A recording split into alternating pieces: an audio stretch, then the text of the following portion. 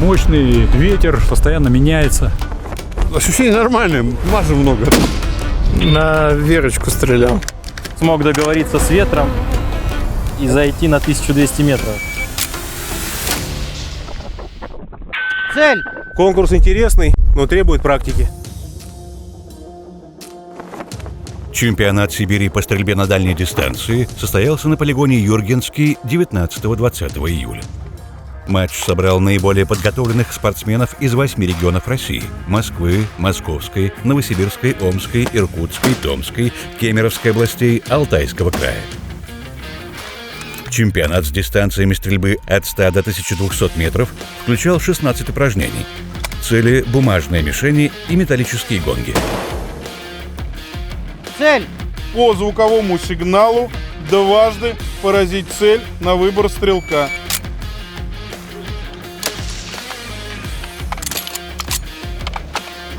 Считаю, ветер маленько меня подставил. Порывистый. Вроде поставил себе 2,5 метра в секунду, но при выстреле прям порыв такой почувствовался, и все, выстрел прям сдуло. А на этом упражнении линия у нас в зачет не идет. Мишень была поражена трижды, и линия не была задета. Значит, я набрал очки. Начало вообще прекрасное. Все. На тоненького, на тоненького. На тоненького, говорит товарищ, на тоненького, но я прошел. При подготовке матча особо тщательно организаторы подошли к покраске стальных гонгов. Мы сделали мишени новые, прям подготовили их. Хорошо сначала их прогрунтовали, то есть мы делали базовый цвет, чтобы они были контрастные. Использовали флуоресцентные краски разных оттенков, чтобы каждое упражнение было в своем оттенке. То есть приятно даже наблюдать за мишенью в прицел. По звуковому сигналу поразить цели в порядке А, Б, В, Г. Смена цели после поражения предыдущей. Любой промах обнуляет результат и возвращает на гонг А. Стрелок может остановиться в любой момент.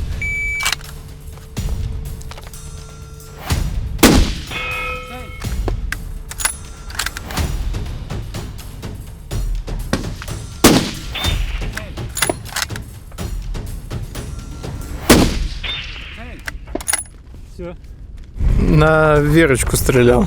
Ветер поддувает. Маленько это опасно было. Рисковать не стал. Для проведения соревнований по стрельбе на дальней дистанции Министерство обороны предоставило директрису шириной 300 метров с дистанцией стрельбы до 4 километров.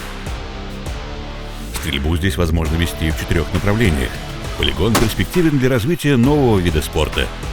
Мы потихоньку сейчас занимаемся оборудованием. Сам по себе рельеф нам позволяет оборудовать и позиции, и мишени таким образом, что они на естественном рельефе находятся. Это очень удобно. У нас по фронту, по ширине был очень приличный запас. То есть позволяет действительно работать очень широко, очень далеко. То есть без каких-либо вот ограничений. Особенность полигона в том, что он равноудален от Кемерово, Томска и Новосибирска. Географическое положение стрельбища позволяет объединить стрелков сразу из нескольких регионов России. Можем проводить соревнования сейчас регионального уровня, всероссийского уровня, в планах, конечно, развития. Вопреки прогнозам, матч прошел в довольно благоприятных условиях. Если в первый день матча погодная обстановка была относительно несложной для дальнего выстрела, то во второй день порывы ветра достигали 8 метров в секунду. Все упражнения стали сложными сразу. Поэтому участникам чемпионата приходилось использовать весь свой опыт и арсенал дополнительного оборудования для расчета поправок с учетом актуальных кондиций.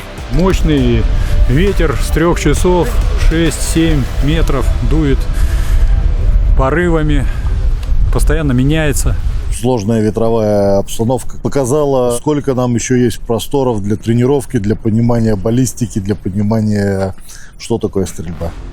Упражнение номер 16. ЛР-1200. Модуль 3. Дистанция около 1200 метров. Смог договориться с ветром и зайти на 1200 метров.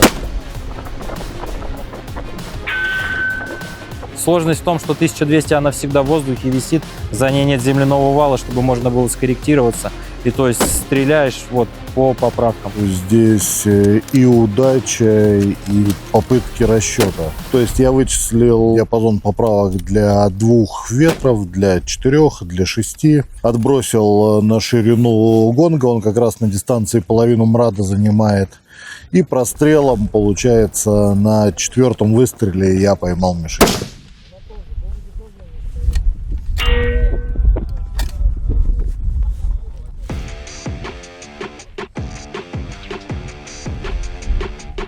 Многие стрелки выделили упражнение под названием «Олимпийка», по условиям которого цели, керамические тарелки, нужно было разбить из положения стоя, с колена и лежа с локтей.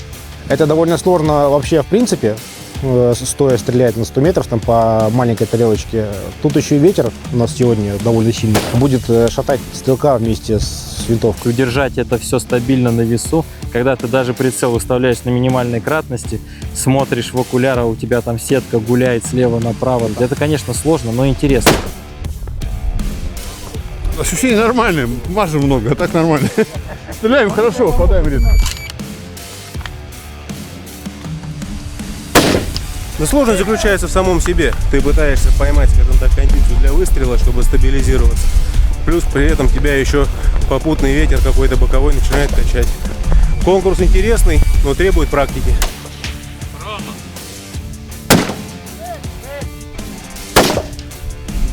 То упражнение, которое стреляют классические военные снайпера, и к которому я как гражданский стрелок казался совершенно не готов.